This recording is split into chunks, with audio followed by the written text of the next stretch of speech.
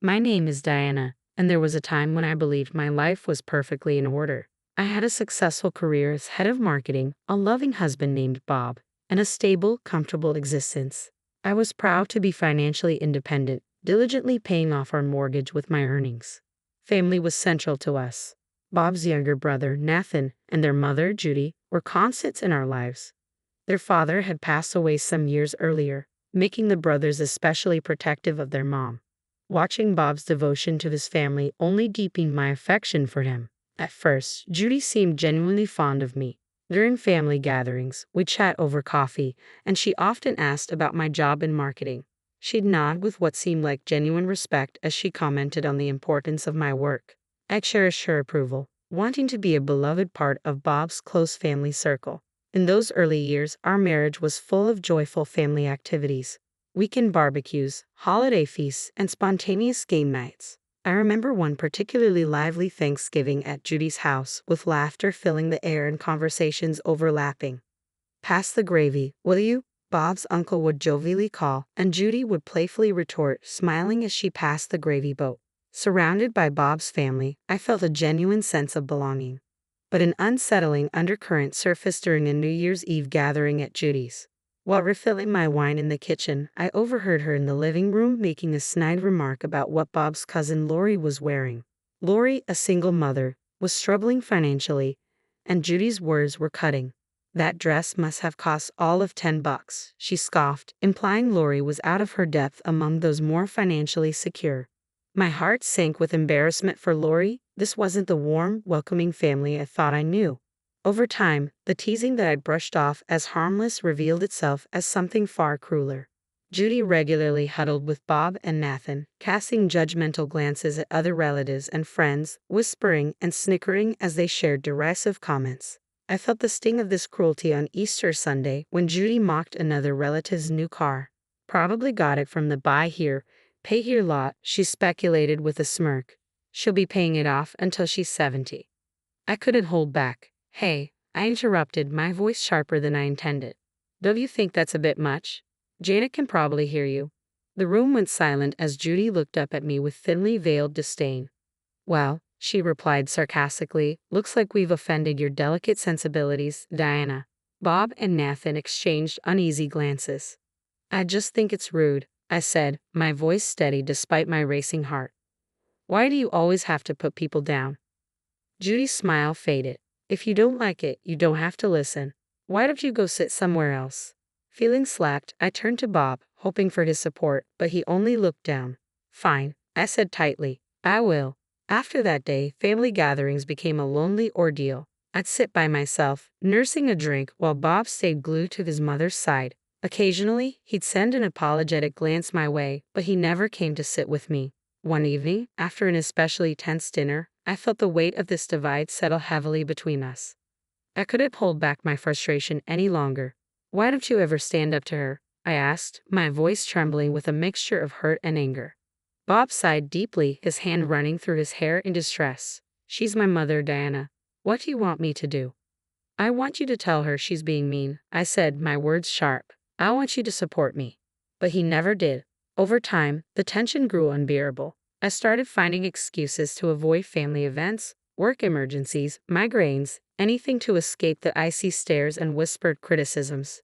Just when I thought things couldn't get more strained, life threw me a curveball. I found out I was pregnant. I stared at the pregnancy test, two pink lines glaring back at me. My heart pounded in my chest as I called for Bob, my voice trembling. He rushed to the bathroom door, worry written all over his face. Without a word, I handed him the test. His eyes widened in surprise, and he pulled me into an embrace. For a fleeting moment, I thought maybe this baby could heal the rift between us. Maybe this new life would bring us closer, restore what we were losing. But the pregnancy was difficult from the start. I was plagued by constant nausea and a constant gnawing fear of miscarriage. My doctor prescribed bed rest, but as the weeks went on, my condition worsened. My eyesight began to deteriorate, another rare, potentially permanent complication. It soon became impossible for me to keep working. I had to quit my job. As I lay there, physically and emotionally drained, I felt more isolated than ever. I needed Bob's support, but he seemed to pull further away. He came home late most nights, claiming work demands or meetings with colleagues. More and more, I fell asleep alone, only waking to the sound of the front door closing late into the night. The day of my C-section arrived, and with my deteriorating eyesight, a natural birth was too risky. As I lay on the cold operating table, fear and excitement mingled in my chest. "Where's Bob?" I'd asked the nurse, my voice shaking. She gave me a sympathetic smile. "Your husband's in the waiting room, dear. He said he'd rather stay there." The surgery went smoothly, and soon, the sound of my son's first cry filled the room. As they placed him on my chest, an overwhelming rush of love took my breath away. But the moment of joy was short-lived. Later, in the recovery room, Bob finally appeared. His face was unreadable, but I could see the discomfort in his eyes. "Look, Diana," he said, his tone sharp, "I've got to say something. This whole thing, it's not right." I blinked, confused. "What do you mean?" His frustration was palpable. Normal women give birth on their own without all this surgery crap. And men, we're not supposed to be here for this. We should be meeting our wives and kids at home, like in the old days. His words hit me like a physical blow. My heart sank as I processed his utter lack of empathy. Bob, the man I thought I knew, seemed so distant, so disconnected from the reality of what we had just gone through. I couldn't hold back any longer, but before I could speak, he cut me off. "Save it. I'm heading home. This place gives me the creeps." The next few weeks blurred into a haze of sleepless nights and endless feedings, with Bob rarely at home. When he was there, he barely helped with the baby. His presence seemed like a shadow, and when he did interact with our son, it was with frustration. One night, as the baby cried, Bob grumbled irritably, "Can't you quiet him down?" I was exhausted, my body still recovering from surgery, but I managed to respond, "I'm trying, Bob. He's teething. It's painful for him." Bob's patience was running thin. "You're always focused on the kid. What about me? What about what I need?" His words hit me like a slap. Here I was barely managing to get any sleep, still healing, trying to juggle everything. And he was upset because our intimacy had dwindled. I didn't know how to respond. As the months went by, Bob's dissatisfaction only deepened. One night, while I rocked our restless 7-month-old, Bob made an abrupt declaration. "You need to start working again." I looked at him stunned. "What about the baby?" "We'll get a nanny," he interrupted. "We can't keep going like this, Diana. We're running out of money." I wanted to argue. I wanted to say that our baby needed me, that I wasn't ready to leave him yet, but the finality in Bob's voice left no room for discussion. Reluctantly, I began searching for a job. With my vision still impaired, it was a daunting task, but eventually, I found a role at a smaller firm.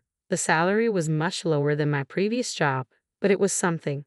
When I shared the news with Bob, his response was dismissive. "That's all we're paying a nanny for." His frustration was palpable. Tears pricked at my eyes. "I'm doing the best I can, Bob.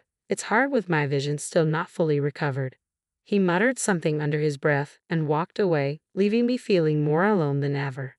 And so began a grueling new chapter. Mornings were a rush to get to work, and every day I felt a pang of guilt as I handed my son over to the nanny.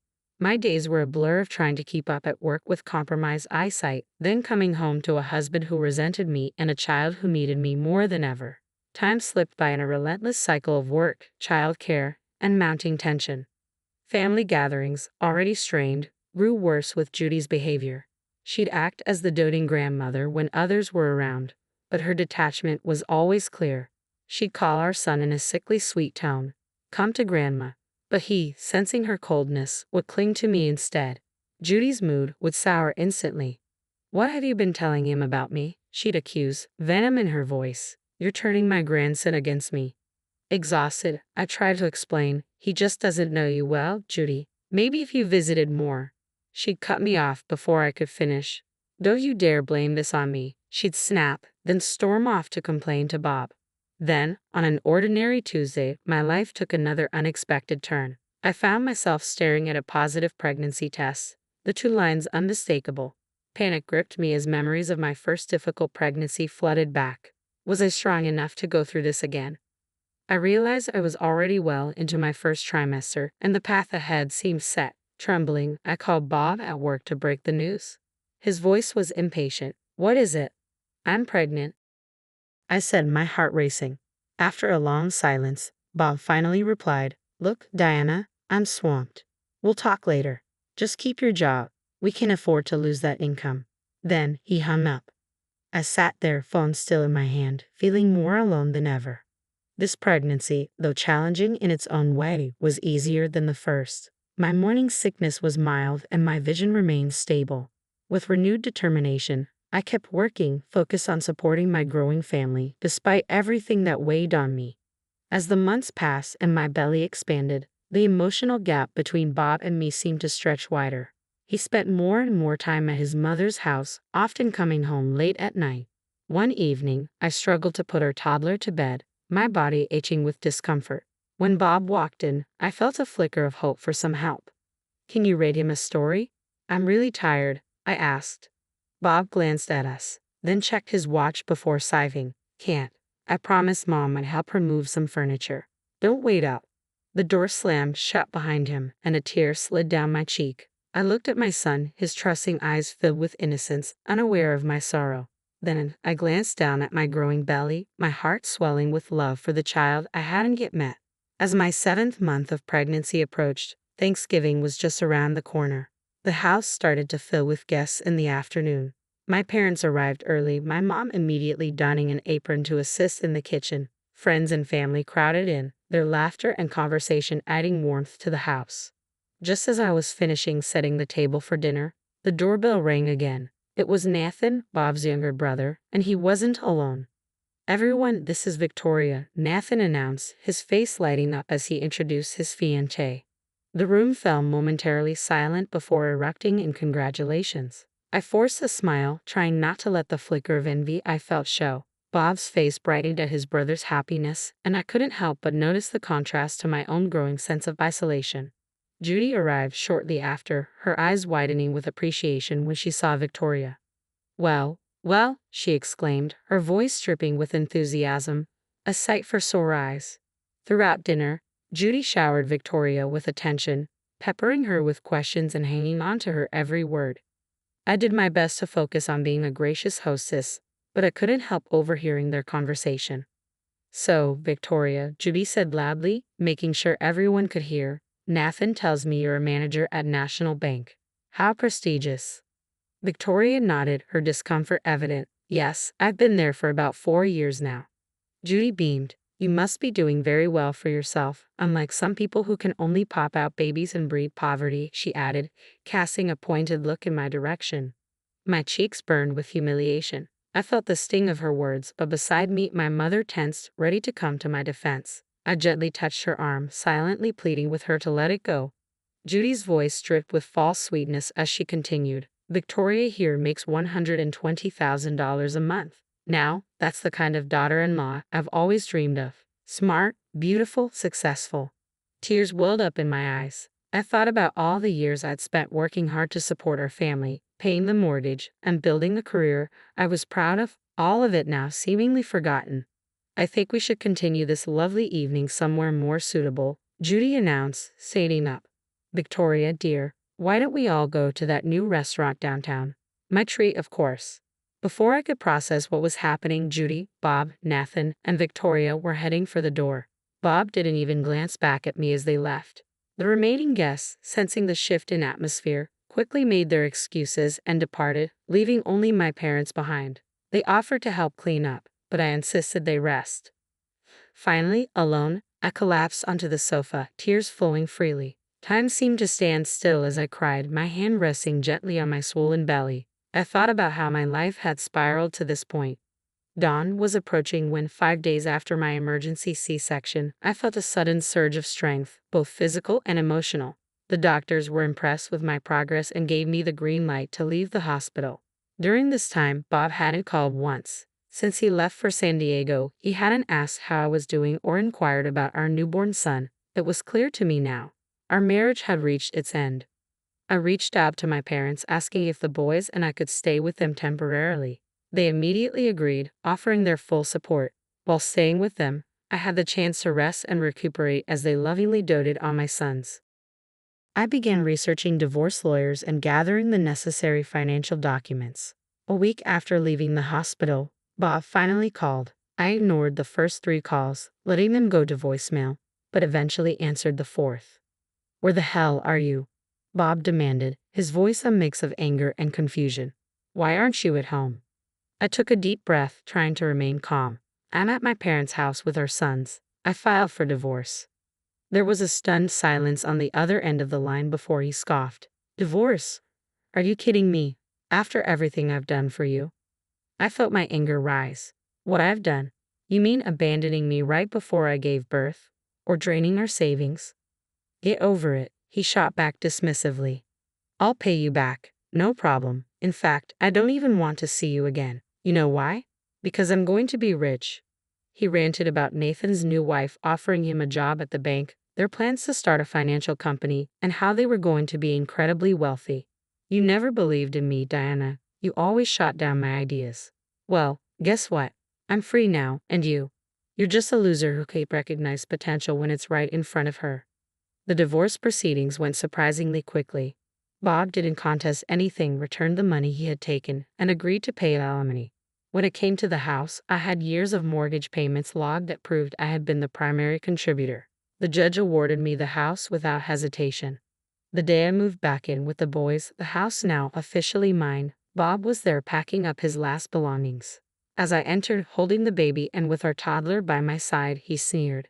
Enjoy this dump while you can, he spat. I'll be in a mansion soon, swimming in cash. You'll see what you missed. He left, and with his departure, I felt an overwhelming sense of relief. The house suddenly felt bigger, brighter, like it was finally mine again. A year and a half later, life had settled into a new routine. I had returned to work and found a balance between my career and motherhood. Though it wasn't always easy, my boys and I were happy, healthy, and thriving. One ordinary Tuesday, my phone buzzed with a news alert that made my heart stop. The headline read, "Local banker exposed as fraud, leaves family in ruins." The article revealed a shocking scandal. Victoria, Nathan's wife, had been orchestrating an elaborate con. She had convinced Bob, Nathan, and Judy to invest heavily in a non-existent financial company, draining their savings and even mortgaging Judy's house. Victoria had never actually worked at the bank. The office she had shown them was a rented space, a mere facade for her fraud. She vanished with millions, leaving behind nothing but counterfeit documents and shattered dreams. To make things worse, an extra loan had been taken out to cover Nathan and Victoria's extravagant wedding in San Diego, the same event that had prompted Bob to abandon us. As I continued reading, a whirlwind of emotions hit me: shock, confusion, and, I'll admit, a hint of satisfaction. The aftermath was devastating. Unable to repay their debts, they lost everything: home, cars, even personal possessions, taken by creditors. I heard from others that Judy had resorted to working a cashier job just to scrape by enough for a small apartment and basic groceries. Bob and Nathan were in similarly dire straits, their dreams of affluence completely shattered. As I processed the news, a deep sense of relief washed over me. I had divorced Bob just in time, sparing my children and me from the financial ruin that had engulfed my former in-laws. Just when I thought I had moved on, Judy's number flashed on my phone. Despite my better judgment, I answered. Her voice was weak, a stark contrast to her usual commanding tone. "We need your help," she began, her words laced with desperation. "The children need their father and grandmother," she pleaded, emphasizing the importance of family during these hard times. I took a deep breath, memories of past betrayals flooding back. Thanksgiving alone, being abandoned before giving birth, the constant insults. "Family?" I echoed, my voice firm. "You were concerned about family when you left me alone, pregnant and in peril. You weren't worried about family when you drained my savings or called me a loser." Judy tried to interject, but I cut her off. "I'm sorry for your troubles, Judy, but the choices made by you, Bob, and Nathan are not my burden. My children are my priority, and I will not allow your chaos to disrupt our lives. Please don't contact us again." I hung up and immediately blocked her number, feeling a significant weight lift from my shoulders. It was over, once and for all.